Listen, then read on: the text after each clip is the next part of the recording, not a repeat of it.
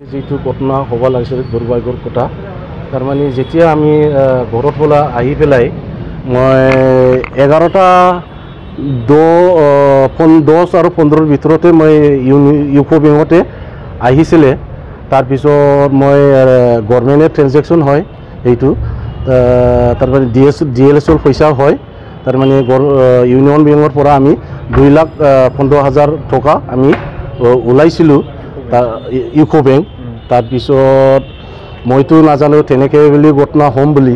ইহঁতৰ পিছতে বোধ পিছে মই মানে ফ'ল' কৰিছিলে বোধ মই যিটো জানা মতে যেতিয়া মই পইচাটো ড্ৰ কৰিছিলে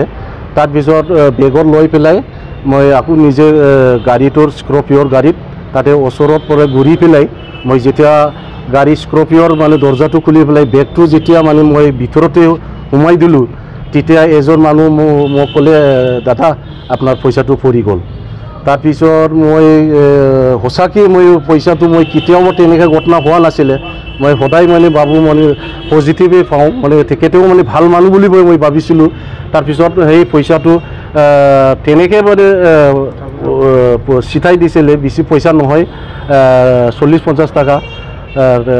তেখেতে মই মানে কিবা কৰোঁতে উঠোঁতে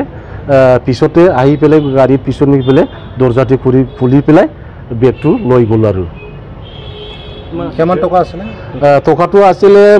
2,15,000 টকাই আছিলে যিটো আমি ট্ৰানজেকশ্যন কৰিছিলোঁ ইউকো বেংকৰ পৰা আপোনাৰো কিছু টকা আছিল মোৰো অকণমান পইচা আছিলে মোৰ নিজৰ মানে 20,000 এটা বাণ্ডেল আছিলে আৰু 100 টকা 10,000 আছিলে মোৰ এইখিনি টকা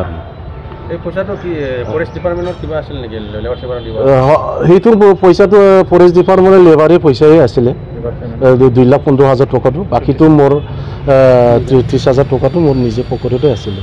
কি ডকুমেণ্টছ লৈ গ'লে মোৰ পেন কাৰ্ড আছিলে এটা ড্ৰাইভিং লাইচেন্স আছিলে আৰু প্লাছ আই কাৰ্ড আছিলে আৰু গডৰেজৰ 2টা চাবি আছিলে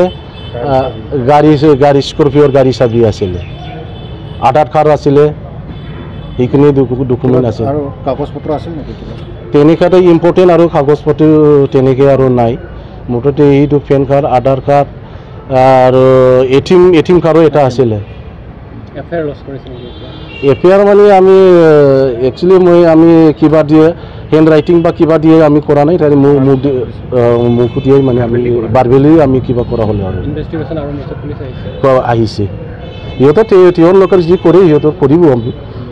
পুলিচৰ সিহঁতৰ নিয়ম কানুনবিলাক সিহঁতৰ কৰিব আৰু ঠিক আছে